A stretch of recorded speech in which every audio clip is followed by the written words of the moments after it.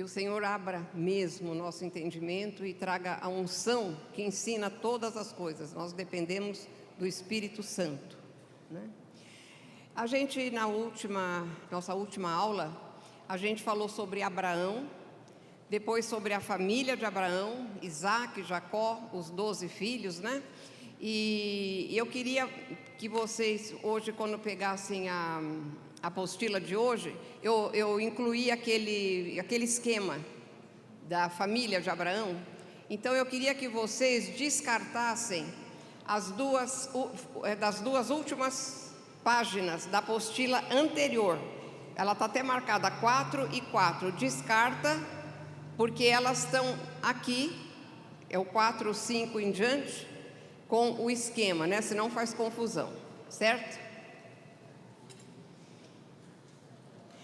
Então a gente falou que aquela família foi para o Egito, eles entraram em 75 pessoas no Egito, ficaram 400 anos e se tornaram um povo muito numeroso. E eles foram escravizados ali. E aí Deus manda Moisés para libertá-los. Em 3 meses, gente, que eles saíram do Egito, eles já estavam ali no Monte Horebe. Obrigada. E ali Deus deu a lei. E o nosso assunto está sendo a lei. Nós estamos entendendo a lei. Eu disse que a lei é um dos períodos mais mal compreendidos da história bíblica. E esse período, já disse, né, durou 1.500 anos. Foi o período no qual Jesus nasceu e viveu. Sabe que Mateus, Marcos, Lucas e João, eles estão em contexto de Velho Testamento, né? O Novo Testamento, na verdade, começa em Atos. E ali tudo ainda é no tempo da lei. Tem uma pergunta muito interessante para vocês.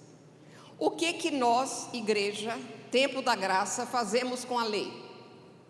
A gente segue a lei ou a gente descarta a lei? Guarda essa pergunta. Vai respondendo aí para você. A gente guarda a lei, que nem os judeus faziam, ou a gente descarta a lei?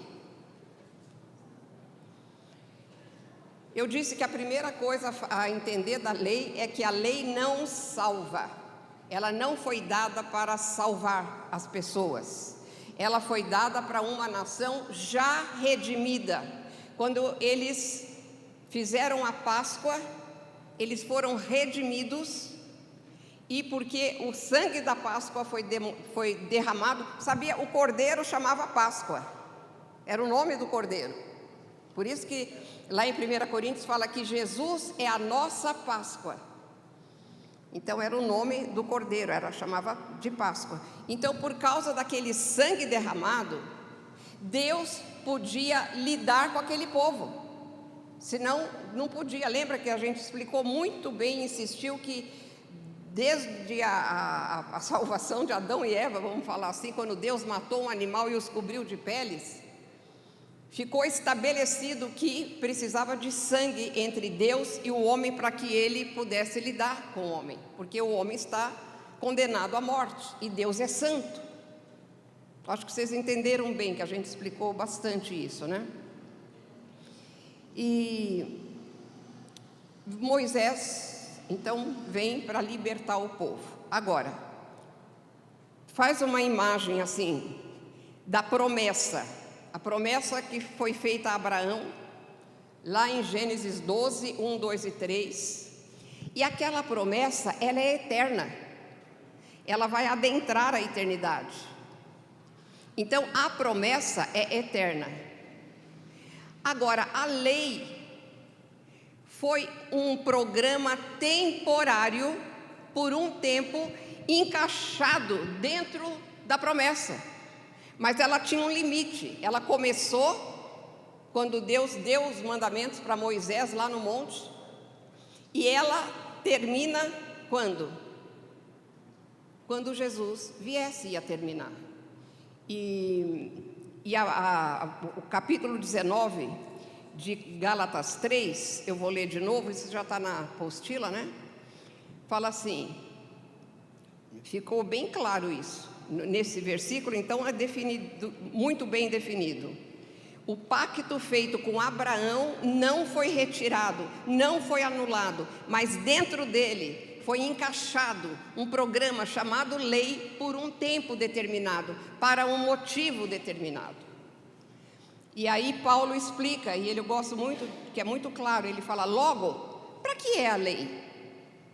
Ela foi acrescentada, olha, acrescentada, não pegou a promessa, anulou e aí agora vem a lei no lugar. Não, ela foi acrescentada por causa das transgressões, até que, limite, até que viesse o descendente a quem se fez a promessa. É Jesus que vai cumprir tudo.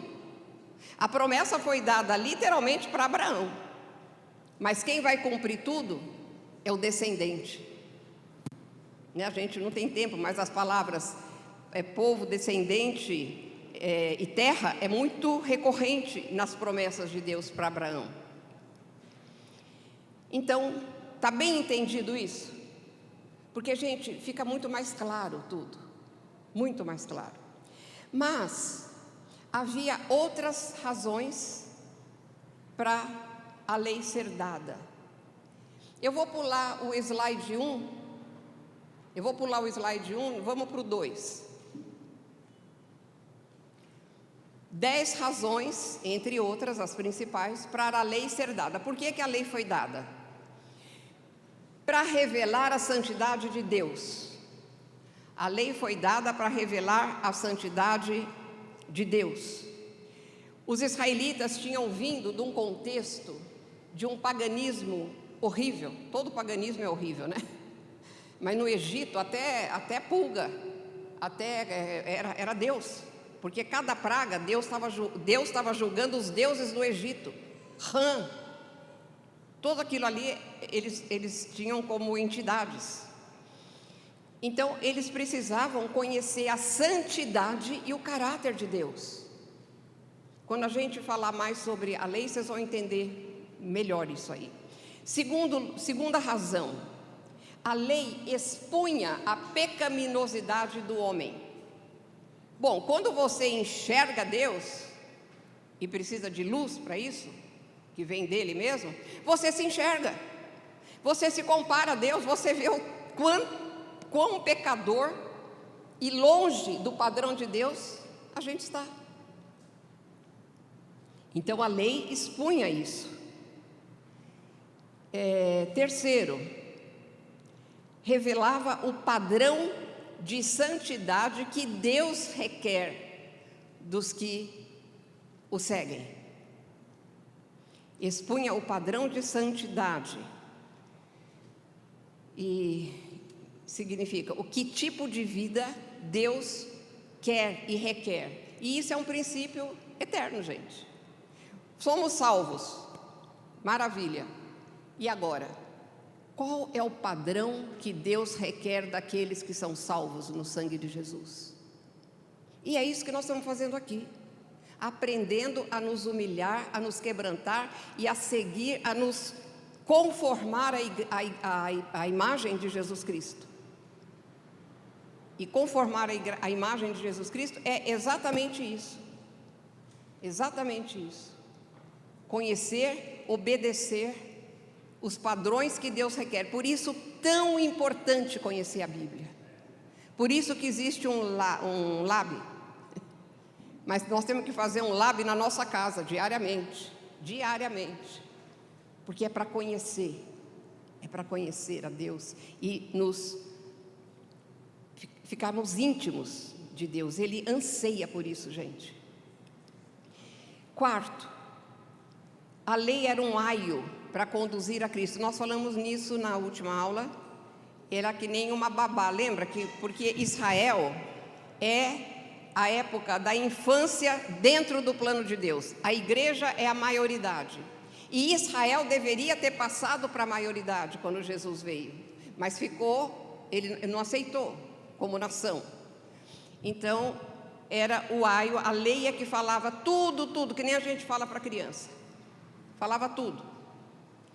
Quinto, a lei era o princípio unificador daquela nação, para estabelecer a nação, quer dizer, todo o povo cumpria a mesma lei, estivesse onde estivesse, e isso unificava, isso caracterizava aquele povo. E sexto, isso fazia parte, esse princípio unificador, porque separava Israel das outras nações. Porque, gente, o que Deus queria? Isso não aconteceu por causa da rebelião. Mas Deus queria não uma tribo de Levi, sacerdote. Israel foi feito para ser uma nação sacerdotal.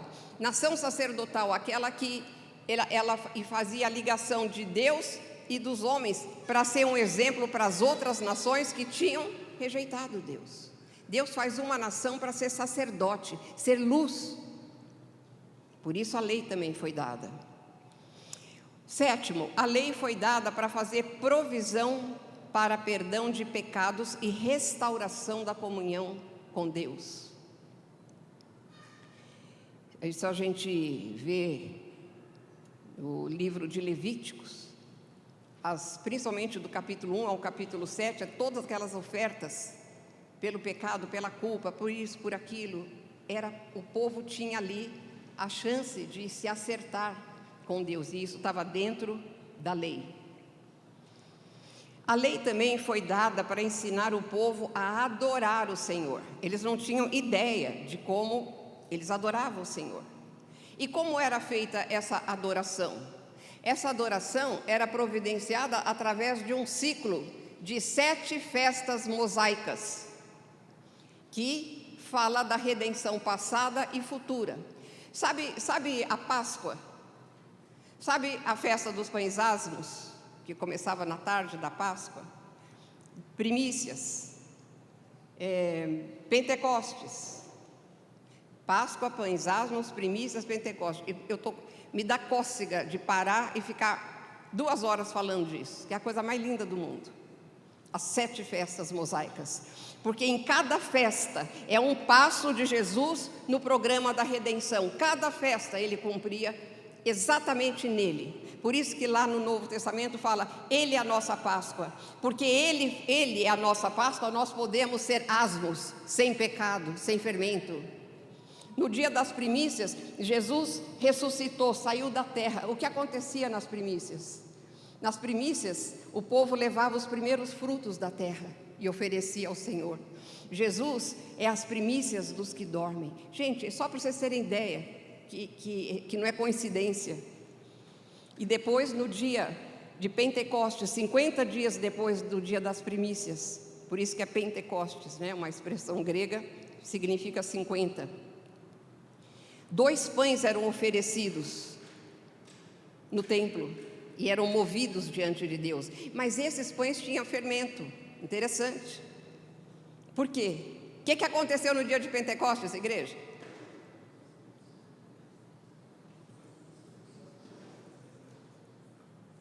O que foi fundado? A igreja. A igreja foi fundada no dia de Pentecostes. 2 pães com fermento, judeus e gentios agora juntos num corpo.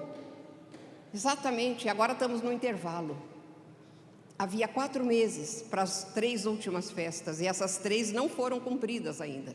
A primeira é trombetas, a segunda, Yom Kippur, e a terceira, tabernáculos.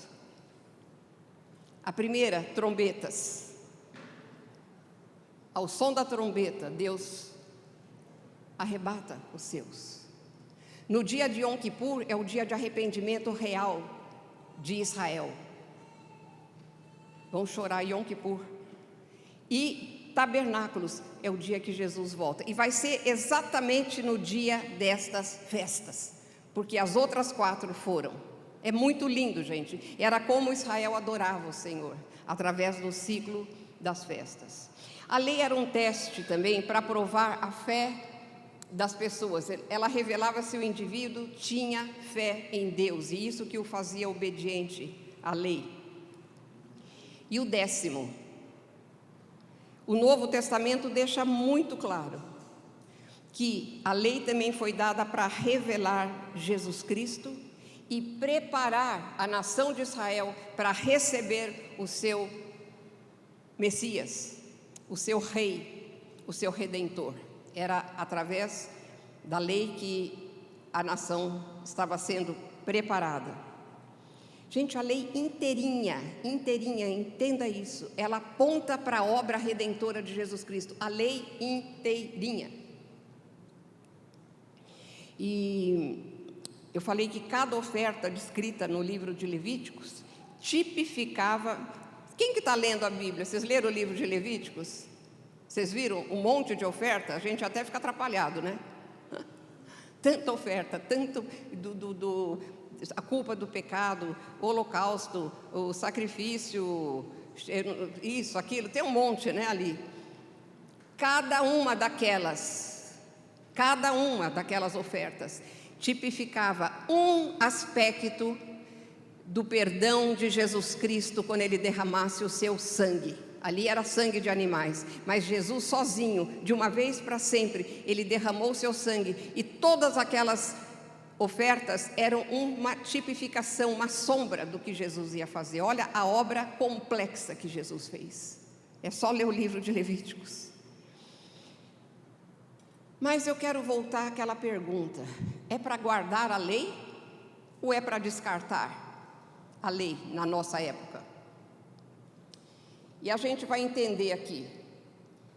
Há na lei um aspecto revelador, que é eterno, e há na lei um aspecto regulador, que era temporário. Certo? O aspecto revelador, ele revela o quê que nós falamos? A santidade de Deus, a pecaminosidade do homem, como Deus deve ser servido, a obra de Jesus Cristo. Isso pode ter fim, gente? Ainda na lei você vê a santidade de Deus, a pecaminosidade do homem. Isso não tem fim, isso não pode terminar, isso não pode acabar, de jeito nenhum. Então, esse aspecto é permanente. Eu sempre vou usar a lei para isso.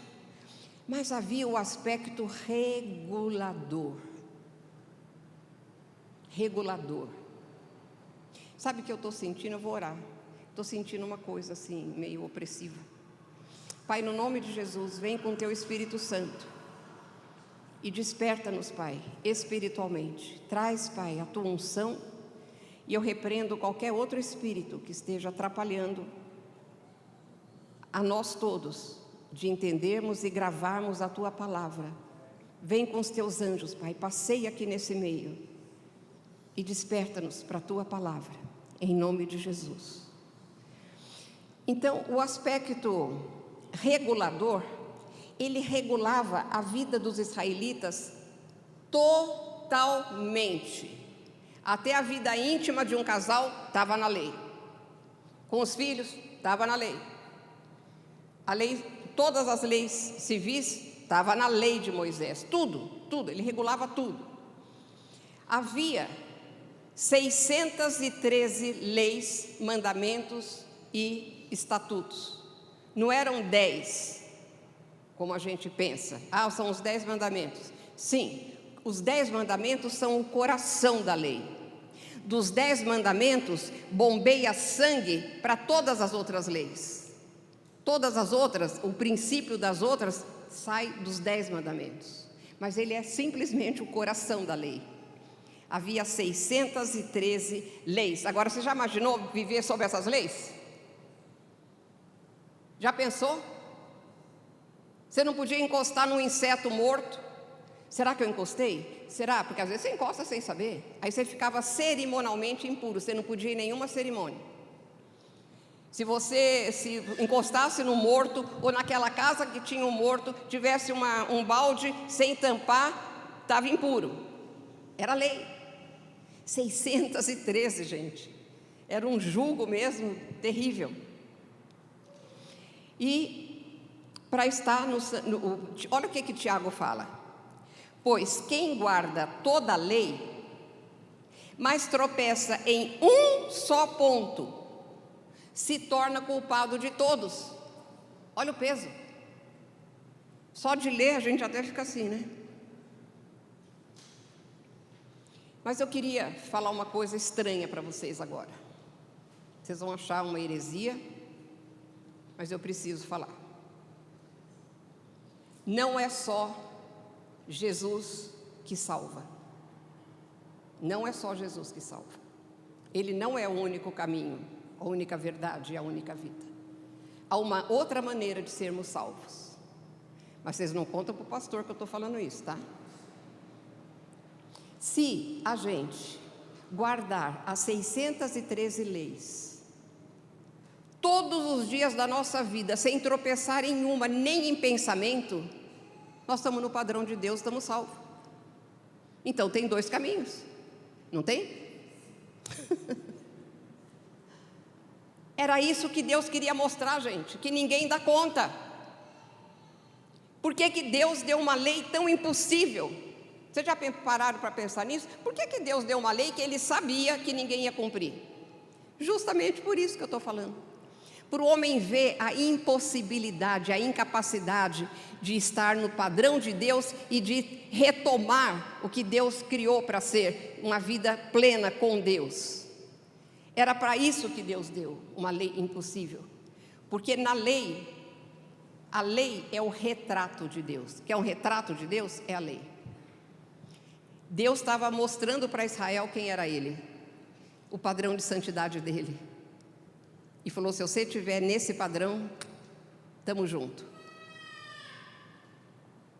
Mas era para isso. Para o povo correr para o recurso dEle para não morrer. Está bem entendido isso? E esse aspecto regulador, que regulava tudo, ou faz ou morre, era temporário. Ponha o slide 3, por favor. Olha, Jesus, só para pôr no contexto, né? Não está no texto, por isso que eu pus em chaves, aboliu na sua carne a lei dos mandamentos na forma de ordenanças, para que dos dois, quer dizer, gentios e judeus, criasse em si mesmo um novo homem fazendo a paz. Não está tão explicado? O Novo Testamento explicando? Jesus aboliu na sua carne a lei dos mandamentos na forma de ordenança. E em Romanos 10, 4 está escrito, porque o fim da lei é Cristo, para a justiça de todo aquele que crê. O fim da lei é Cristo. Jesus colocou um fim nesse período no sentido regulador, faz ou morre. E para não morrer, morria um animal, né? E Jesus, como é que ele fez isso? Ele levou sobre si todas as transgressões, todas as maldições que a lei trazia. A lei estava todinha transgredida, gente. No tribunal de Deus, na justiça de Deus, aquele povo merecia morrer, porque sangue de animais não mata, não tira pecado. Não tira, nós vamos entender hoje o que ele fazia. Mas não tirava pecado. Então o povo estava em transgressão perante a justiça de Deus. E Jesus tomou sobre ele todas as transgressões dos transgressores da lei, tomou sobre ele todas as maldições. Nós vamos ver no pacto palestínico, falando, se você não obedecer, essas maldições virão sobre você, maldito será aqui, maldito será ali, maldito, maldito, maldito. Ele tomou todas as maldições sobre ele. E na cruz,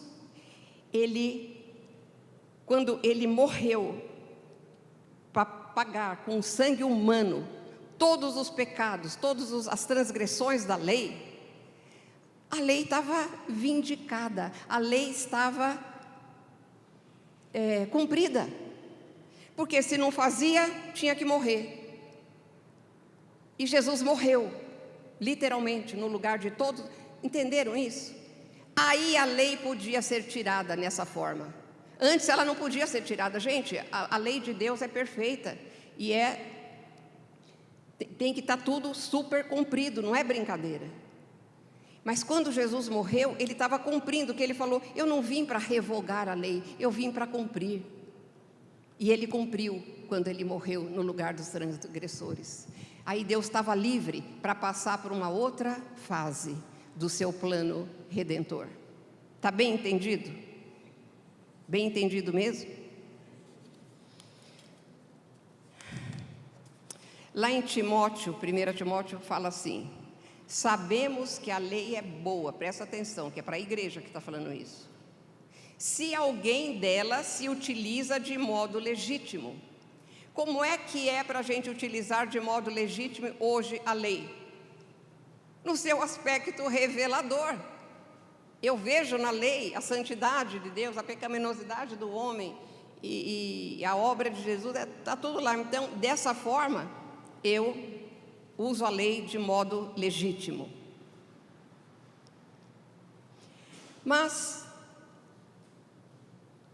voltando ao tema de que o homem, olhando para a lei, ele se via pecador, se via impossibilitado de estar num padrão de Deus, ele deveria correr para o recurso que Deus deu, porque a lei deixou muito claro duas coisas: pecado é pecado, e sem sangue não há remissão de pecado. Muito claro, do começo ao fim da lei.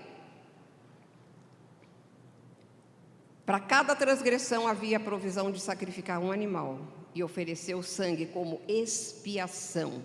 Expiação é a purificação das faltas, dos crimes cometidos. É isso que é expiação. Às vezes a gente fala umas palavras, né, do jargão, sem saber o que significa aquilo.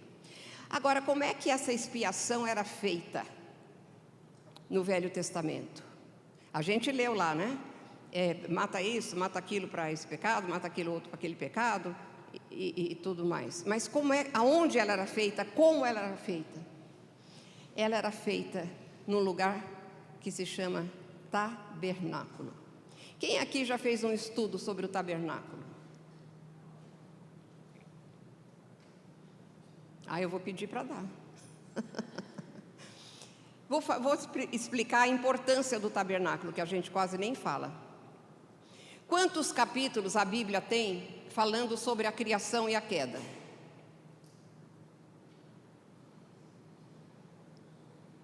2 para a criação e 1 para a queda. Concorda? Gênesis 1, 2 e 3. Quantos capítulos a Bíblia fala sobre o tabernáculo? Chuta alto. Vocês não são de futebol, né? Ninguém gosta de chutar. Gente, tem perto de 50. Sabia disso? Tem perto de 50 capítulos falando sobre o tabernáculo. Será que é importante o tabernáculo? Será? E a gente às vezes nunca ouviu falar. Eu também passei muitos anos sem ouvir falar. Quando eu entendi o que era o tabernáculo, fiquei assim, maravilhada. Maravilhada mesmo. Mas a gente tem que passar bem rapidão. Então, junto com a lei, dentro da lei, Deus mostrou para Moisés o modelo do tabernáculo e mandou que ele fosse construído. O slide 4, por favor. Qual era a finalidade do tabernáculo? A gente pensa no tabernáculo que nem a gente pensa numa igreja, né? Vai lá no domingo, assiste o culto, volta para casa. Não. Tudo em Israel, tudo girava em torno do tabernáculo. E depois que o tabernáculo foi desmontado e Salomão construiu o templo, passou tudo para o templo. Tudo girava em torno do tabernáculo. Olha aqui o motivo. Disse o Senhor a Moisés: fala aos filhos de Israel que me tragam oferta, de todo homem cujo coração o mover para isto, dele recebereis a minha oferta. Deus recebe a nossa oferta aqui aos domingos, hoje vai ter, tenho certeza, quando é movido pelo coração, sobe para Deus como cheiro suave, como oferta de verdade. Dele recebereis a minha oferta, e me farão um santuário para que eu possa habitar no meio, presta atenção nessa palavra, meio deles, segundo tudo que eu te mostrar para modelo do tabernáculo e para modelo de todos os seus móveis, assim mesmo o fareis. Então Deus queria um tabernáculo, um lugar físico, para Ele habitar no meio do povo de Israel. Gente, desde que o pecado entrou na raça humana, e o Arthur falou muito bem disso no domingo, depois que entrou o pecado na raça humana, que o espírito soprado por Deus saiu do ser humano, todos que nascem nesse planeta, eles nascem com o espírito morto, isto é, separado de Deus, a alma perdida e o corpo corruptível, caminhando para a morte. Isso que vai acontecer com o corpo. Então, desde que aconteceu o pecado, Deus não pode habitar num ser assim, pode? Não. Então Ele não habitou em ninguém mais. No Velho Testamento, Ele vinha sobre os sacerdotes, os profetas, alguns reis. Quando precisava de uma missão muito especial, vinha sobre, mas saía. E Ele estava no meio do povo ali. Mas habitar, não podia habitar. Então, desde que Adão pecou, até Jesus vir e fazer a oferta pelo pecado, para que o pecado fosse realmente tratado, extirpado, pudesse ser lavado da nossa vida, Deus não habitou em ninguém. E assim a gente pode entender por que Ele mandou fazer o tabernáculo. Importantíssimo, por isso tantos capítulos sobre o tabernáculo, né? E o que era o tabernáculo? Só para um parênteses, depois que Jesus fez a oferta pelo pecado, a verdadeira, que aceitou, levou o seu sangue no céu, o tabernáculo da terra era um exato modelo do tabernáculo do céu. Existe um tabernáculo no céu, gente. E não é uma coisa figurativa, não, é um tabernáculo. E quando Jesus derramou o seu sangue, quando Ele ressuscitou, a primeira coisa que Ele fez, Ele subiu, levou o seu sangue, colocou no propiciatório, Deus aceitou aquela oferta como oferta pela raça humana. Aleluia. No tabernáculo do céu, é literal, há um tabernáculo, e Moisés fez, vendo Deus mostrando o modelo do céu para ele fazer o da terra. Nós vamos ler depois. E o que era o tabernáculo? O slide 5, por favor. O tabernáculo era uma tenda móvel. Era uma estrutura de madeira com várias cortinas, dividindo as salas, dividindo os compartimentos, melhor falando, com várias coberturas. Era assim, porque eles estavam andando com o tabernáculo no deserto. Ele tinha que ser desmontado e montado, desmontado e montado, né? Então, era exatamente isso. Ele era montado bem no meio. Quando o povo acampava, era muito organizado. Cada tribo tinha o seu estandarte, tinha um lugar certinho deles acamparem quando parava, né? Quando a nuvem descia, era para parar. Quando a nuvem subia, era para andar. E aí o tabernáculo era isso aí. Ele era limitado por cortinas de linho branco. E tinha o tamanho certinho, tudo. E o tabernáculo propriamente dito era aquela tenda, né? E ali era todo cercado por cortinas de 2,10 metros, porque ninguém via ali de fora, com uma única porta. E tudo simboliza Jesus, as cores da porta, as cores da cortina, o material, o linho, a prata, o ouro, o bronze. Gente, é lindo demais. E Passa o segundo, por favor. Era assim, ó, uma estrutura de madeira toda lá dentro, né, de ouro. Passa o outro, por favor. E dentro ele era assim, eu não estou atrapalhando ninguém, né? Dentro, então, o átrio estava bem lá para fora. Aqui era aquela tenda que vocês viram, né? Entrava, aqui chamava o lugar santo, onde tinha o candelabro, a mesa dos pães da proposição e o altar de incenso, que na verdade pertencia ao Santo dos Santos. Mas como não se podia entrar no Santo dos Santos, ele ficava fora para que os sacerdotes alimentassem com brasas, com incenso. E ali era o altar do incenso, que representa as nossas orações. E lá dentro estava a Arca da Aliança. E em cima ela era coberta com uma peça única de ouro, que se chama propiciatório. Porque quando o sangue era derramado ali uma vez por ano, Deus se tornava propício, perdoava os pecados como nação. Havia o perdão de pecados como nação uma vez por ano, no dia do Yom Kippur, e 2 vezes por dia o tabernáculo, depois do templo, estavam abertos para que as pessoas se acertassem com Deus, levassem o seu animal, se acertassem quando tinham pecado. Então, tudo isso é muito lindo. As traves, né?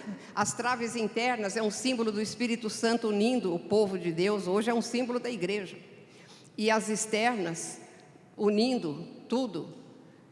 E tinha as coberturas, todas com um significado profundo e lindo. Mas, acho que passou os 3, né? Que eu queria passar.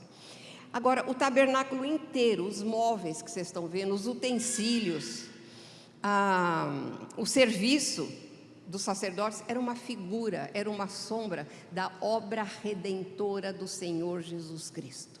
Tudo, não tem um parafuso aí que não representasse alguma coisa da obra redentora de Jesus Cristo. O tabernáculo, põe o slide 5 de novo, por favor, se for possível. 5. Então, quando entrando por essa porta e indo até o Santo dos Santos, é uma sombra de como um pecador chega a Deus. Todos os passos ali para frente é como alguém chega até Deus, que está representado na arca. Certo? Não dá para falar nisso, mas só para vocês ficarem curiosos. O tabernáculo, na verdade, era a graça no meio da lei, não é, gente? A lei é faz ou morre. E o tabernáculo fala: vem aqui que você pode acertar com Deus. Derrama o sangue de um animal no teu lugar e você vai estar acertado com Deus. Eu posso continuar lidando com você, cuidando de você. Era isso, o tabernáculo na verdade era a graça no meio da lei, porque ali o povo podia lidar com o pecado sem ser morto. Então, vamos entender melhor o negócio de cobrir e de ser lavado. Eu esqueci, eu sempre trago uma toalha, mas vocês vão usar bem a imaginação. Os sacrifícios de animais não lavavam o pecado, entenda isso. Eles não lavavam o pecado. O que eles faziam? Cobriam. Kippur, a palavra Kippur, Yom Kippur, dia da expiação. A palavra Kippur significa cobertura. Expiação, mas cobertura, a palavra literalmente, cobertura. Então, o que eles faziam? Põe o slide 8, por favor. Vamos ler. É impossível que o sangue de touros e bodes tire pecados. Esse tire, pensa, remova para sempre, lava para nunca mais ser sujo. É isso que significa. Impossível que o sangue de touros e de bodes faça isso, tire pecados. E olha o contraste. Se, porém, andarmos na luz, como Ele está na luz, temos comunhão uns com os outros, e o sangue de Jesus, seu Filho, nos purifica de todo o pecado. Que diferença, né? Imaginou ser 2 vezes por dia, que a gente peca. Tinha que ir de manhã e de noite, né? Eu tinha que ter um curral na minha casa com os bichinhos lá. A gente hoje, o Espírito Santo convence, você não resiste, você se arrepende, você vira as costas para aquele pecado que estava insistente na sua vida, e você confessa, crendo que o sangue de Jesus está te perdoando e te purificando. Não é só perdoar, gente, Ele purifica. Você sai limpo, branco, até cometer o outro pecado, mas não é para ficar cometendo pecado por causa disso. É duro, é pesado quando você tem uma intimidade mesmo com Deus. Mas que coisa maravilhosa, você no seu quarto, sozinho, no carro, onde você estiver. Não tem religiosidade, onde estiver. Você fala: Senhor, eu pequei, mas eu não quero mais, eu te confesso que eu fiz isso. Pecado tem que ser confessado 1 a 1, porque ele é feito 1 a 1. Essa história eu já vi tanto. Perdoa a multidão dos meus pecados. Primeiro que deixou ficar uma multidão. E tem que é 1 por 1. Cometeu 1 por 1, é 1 por 1. E se tiver acerto, é para acertar. Gente, mas olha que contraste, que coisa maravilhosa. Que coisa maravilhosa, né? Então, o que o sangue dos animais fazia? Vamos dizer que aqui é uma mesa, ou aqui, né? Isso aqui é uma mesa já. E aqui você entra num restaurante e a toalha, acabou de sair uma família cheia de criança que comeu macarronada. Está tudo sujinho, tudo sujo, né? Mas aí a hora que você está ali preparando, né, o garçom, você já está de pé para pegar a mesa, o garçom vem e põe por cima uma toalha limpinha. Isso significa que a de baixo está limpa? O que precisa fazer? Tem que tirar, lavar com alvejante, né? O Kippur, os sacrifícios do Velho Testamento faziam exatamente isso.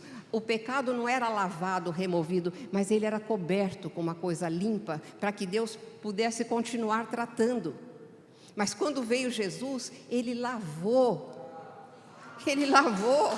aleluia, lavou completamente, para sempre. Então, essa é a diferença.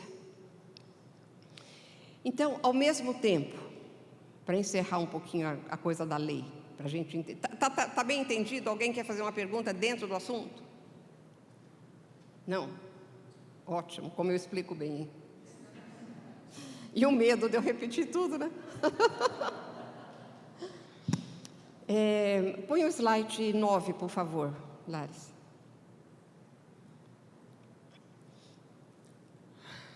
Ao mesmo tempo que a lei é chamada santa, por conseguinte, a lei é santa e o mandamento santo, justo e bom. Não poderia ter outra definição, porque é o retrato de Deus. A lei é o retrato de Deus, ela tem que ser santa, justa e boa. Não tem jeito. Mas, por outro lado, o slide 10...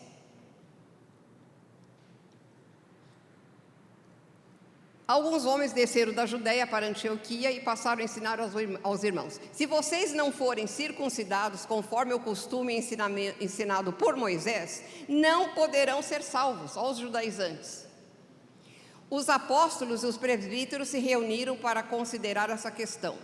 Pedro levantou-se e dirigiu-se a eles: por que agora vocês estão querendo tentar a Deus, pondo sobre os discípulos um jugo que nem nós e nem os nossos antepassados conseguimos suportar? Olha, a lei é santa, boa e justa, mas é um jugo que ninguém podia suportar. E Cristo veio, deu essa libertação, essa liberdade, essa possibilidade do homem estar conectado com Ele. Aí vem uns e falam: não, mas se você não circuncidar, não.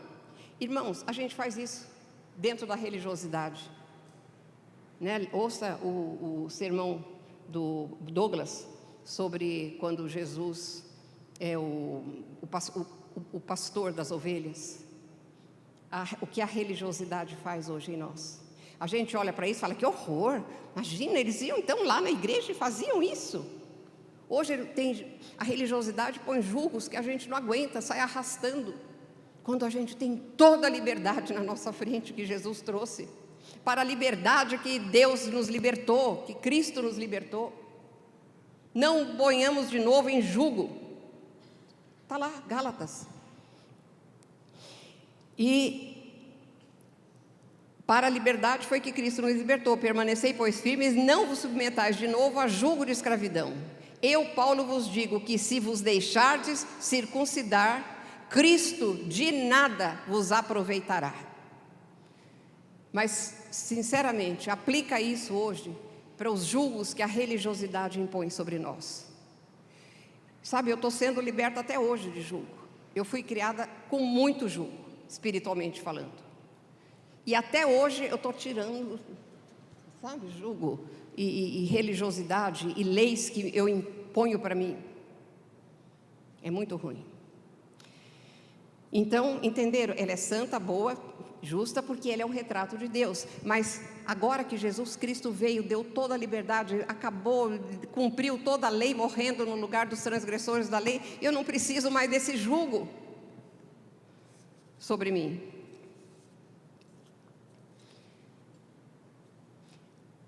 O slide 11, para mostrar bem claramente que a lei não justifica e nem salva ninguém. Ela não justificava e continua não justificando.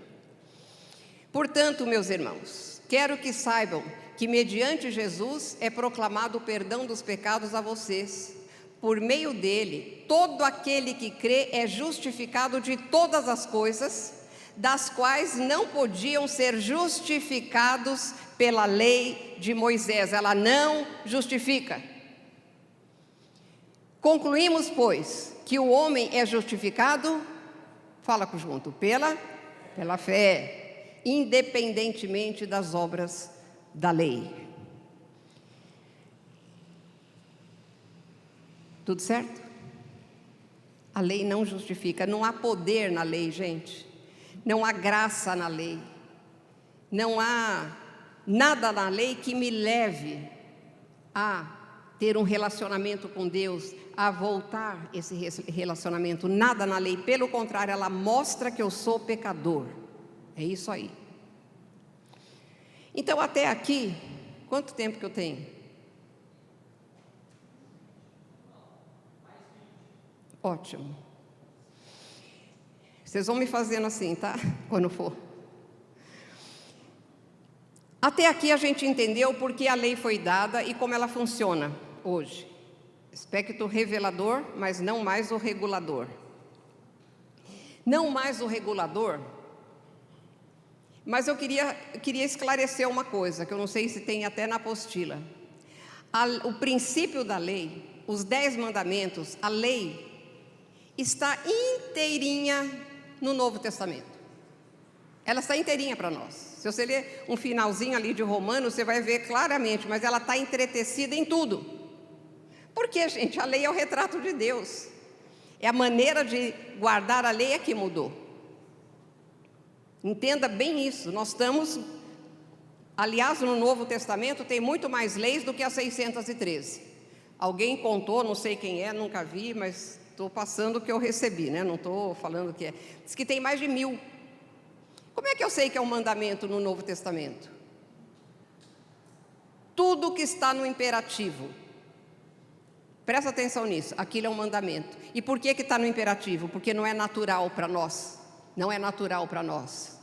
Maridos, amai, mandamento, as vossas esposas. Esposas, sejam submissas aos vossos maridos.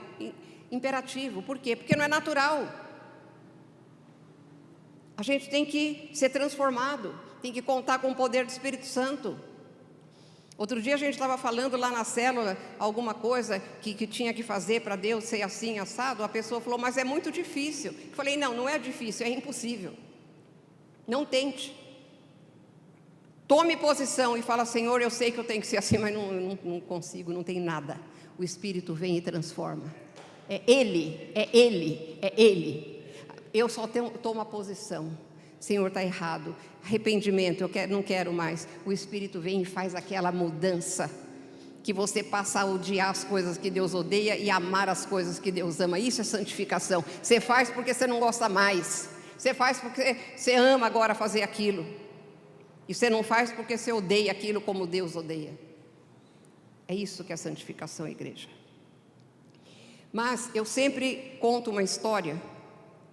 Se vocês já ouviram, vão ouvir de novo. Para vocês entenderem a lei hoje. Tinha uma mulher casada com um homem muito exigente, muito duro, mas muito exigente. Ele queria que ela fizesse tudo do jeitinho dela. Até lavar a louça tinha que ser do jeito dele. Quer dizer, não do dela, dele. Tudo. Controlava tudo.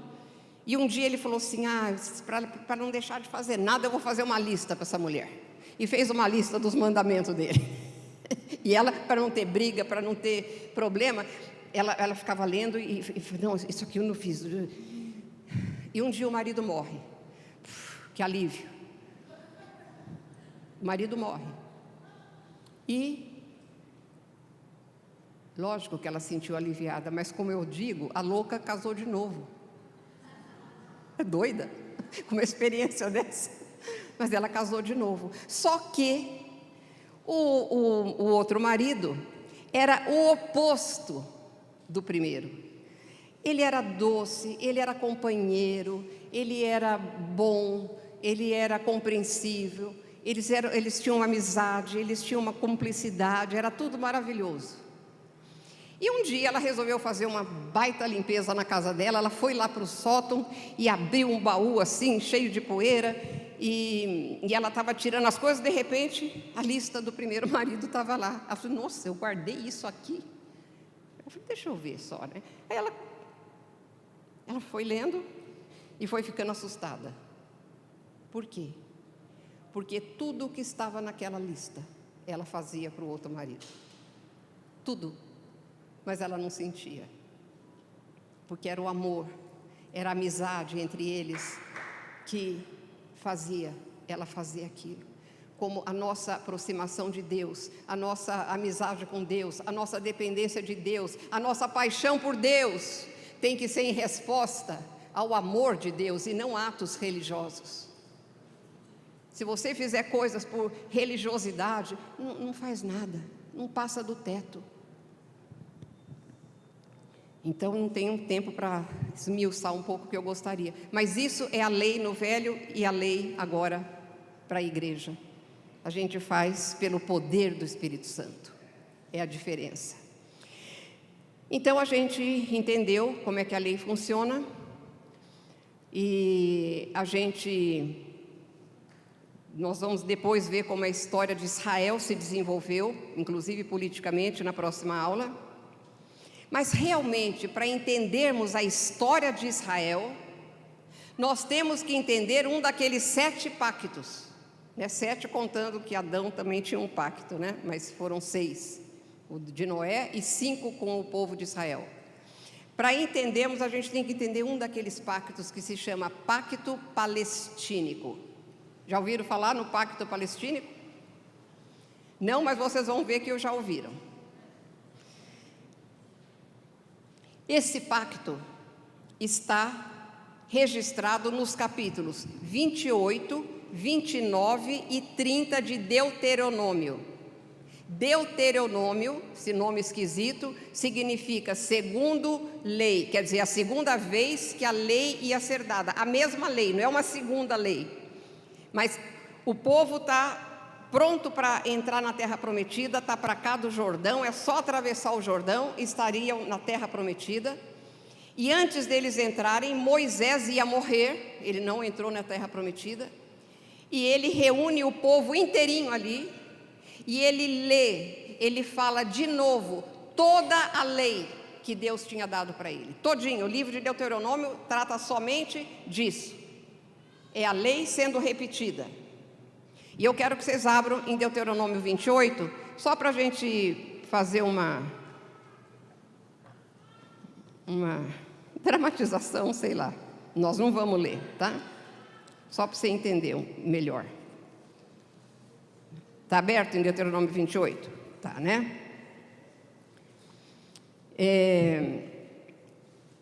Eu queria que você pusesse o slide 12, que eu acho que é o último dessa noite.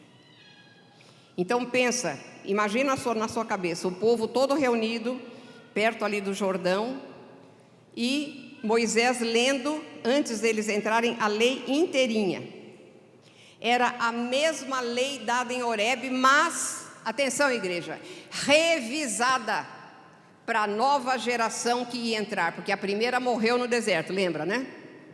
Agora a segunda geração, os filhos, iam entrar e ela foi revisada para essa segunda geração. E eu vou mostrar isso aqui. Quando todas essas coisas vierem sobre vocês, não.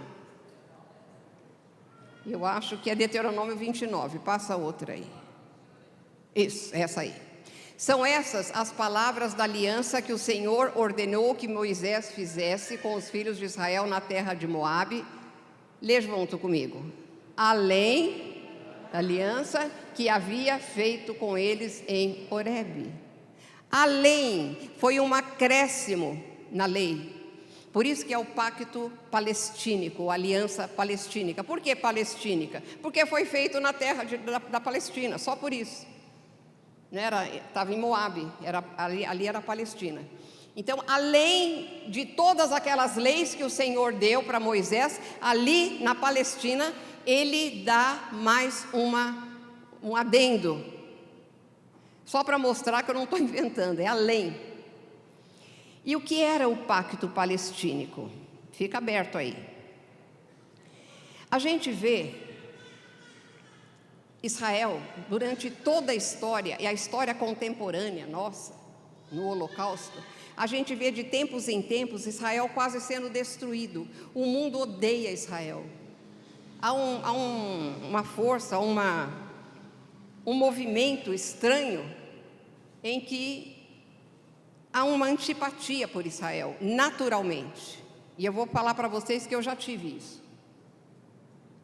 E enquanto isso, porque Deus é demais, né? Eu falo, Deus tem um senso de humor, porque eu era uma cristã descomprometida totalmente até meus 30 anos. Totalmente. Eu ia na igreja como eu ia no dentista, na ginástica, era muito bom, ambiente bom para meus filhos, mas contato com Deus, gente, eu não tinha. Eu não tinha. Aí, por várias circunstâncias, meu marido e eu começamos, ele falou, eu vou estudar a Bíblia com um grupo leigo, muito interessante. Toda terça-feira, eu vou lá. Eu falei, bom, então também vou, né? Assim, eu também vou, né? Justo no dia do cinema do clube, Manuel. Foi assim. E aí, eu comecei a entender a Bíblia. Agora, quem era esse grupo? A Liciane sabe quem era esse grupo, né, Liciane? Que o seu pai era presidente. Era um grupo que estudava para evangelizar quem? Judeus. E profundamente no Velho Testamento foi quando eu conheci a Bíblia, foi quando nasceu o Panorama também. Gente, a hora que eu entendi aquilo, a minha vida mudou. A hora que eu confessei, a hora que o amor por Israel, pelos judeus, pelos israelitas, pelo plano de Deus, brotou no meu coração, a minha vida mudou. 5.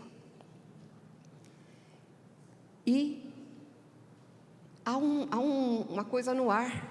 O antissemitismo está crescendo no mundo inteiro. Aqui no Brasil, ali em Foz do Iguaçu, por ali, há um movimento horrível antissemítico. Horrível. Organizado. E a gente vê essa nação atacada, conquistada, deportada da terra, espalhada. Israel voltou agora em 48, estava espalhado pelo mundo. E a gente não entende bem. Fala assim, olha, ou Deus rejeitou mesmo esse povo e deixou eles aí ao léu, ou Deus não tem poder para guardar esse povo. Porque não é o povo de Deus? E por que agora, na Segunda Guerra, morreram quantos milhões de judeus? 2. 6 milhões de judeus. 6 milhões de judeus foram mortos em câmaras de gás, de várias formas. Eu tive no Museu do Holocausto lá em Israel, gente, é de arrepiar. É de arrepiar. Tem um lugar que é uma homenagem para as crianças, que é absolutamente escuro, tudo preto, negro, e tem luzinhas brilhando. Eu lembro como tenho vontade de chorar. E você vai passando, você nem sabe por onde você está passando. E uma voz fala assim, sei lá, Sara, não sei das quantas, 2 anos. Eles vão falando o nome de cada criança que foi morta. É horrível, eu chorei, nunca chorei tanto, eu não sei nem como é que eu consegui. Porque é para mostrar, para lembrar do Holocausto. Então a gente fala, mas o que está acontecendo? Se nós entendermos o pacto palestínico, a gente vai entender perfeitamente o que está acontecendo. Perfeitamente. E ali em Deuteronômio 28, começa assim, se, olha a condição, se vocês ouvirem atentamente a voz do Senhor seu Deus, tendo cuidado de guardar todos os seus mandamentos que hoje lhe ordeno, o Senhor seu Deus exaltará você sobre todas as nações da terra. Se ouvirem a voz do Senhor seu Deus sobre vocês, virão e os alcançarão todas essas bênçãos. Aí até o versículo 15, é só isso que eu vou colocar e a gente encerra. Fica assim, bendito na cidade, bendito tudo, bendito, bendito, bendito isso, bendito aquilo, os inimigos vão ser derrotados, o Senhor os constituirá um povo santo, todos os povos da terra verão que vocês são chamados, haverá abundância de bens no fruto do ventre, o Senhor lhes abrirá o bom tesouro do céu, tal, se obedecerem os mandamentos do Senhor seu Deus, que hoje lhe ordeno. 15 versículos, 15. Aí vem o versículo 16. Porém, adversativa, se não derem ouvidos à voz do Senhor seu Deus, deixando de cumprir todos os seus mandamentos e os seus estatutos que hoje lhes ordeno, então virão sobre vocês e os alcançarão todas estas maldições. E sabe até que versículo vai? Não são 15 versículos. Vai até o 68. Com detalhes. E você lendo com atenção, do 16 ao 68, você vai ver que ia aumentando o castigo, até eles serem totalmente espalhados. E terrível, gente, terrível, porque se não obedecerem, as maldições viriam. E foi o que aconteceu. Foi o que aconteceu. Com Josué, bênçãos, né? Agora a gente passa assim para Josué. Com os juízes, desobediência, bênção. Desobediência, maldição, obediência, bênção. Depois nos reis, com Davi e Salomão, bênçãos como nunca, por causa da obediência. Depois o reino foi dividido, as maldições começaram a se agravar e o afastamento de Deus continuou. O rei Acabe, um exemplo só, terminando. Eu estou que nem aqueles pastores, né? Vamos ler o último versículo, aí lê mais 10. O rei Acabe, por exemplo, ele fez aliança com os inimigos, os fenícios, casou-se com uma princesa fenícia feiticeira, chamada Jezabel. Ela trouxe deuses pagãos e centenas, mais de 700 profetas para dentro de Israel, corrompeu a nação de Israel. Era assim que Israel ia. Como é que não vinha maldição, gente? Como é que não vinha? A disciplina veio aumentando, até que foi espalhado, e só voltaram agora em 48. Mas a Bíblia fala, orai pela paz de Jerusalém. Porque quando você ora pela paz de Jerusalém, você está orando pela volta do Messias. Porque só Ele, que é o Sar Shalom de Israel, o príncipe da paz de Israel, vem implantar a verdadeira paz. Quando você ora pela paz de Jerusalém, você está orando pela volta de Jesus.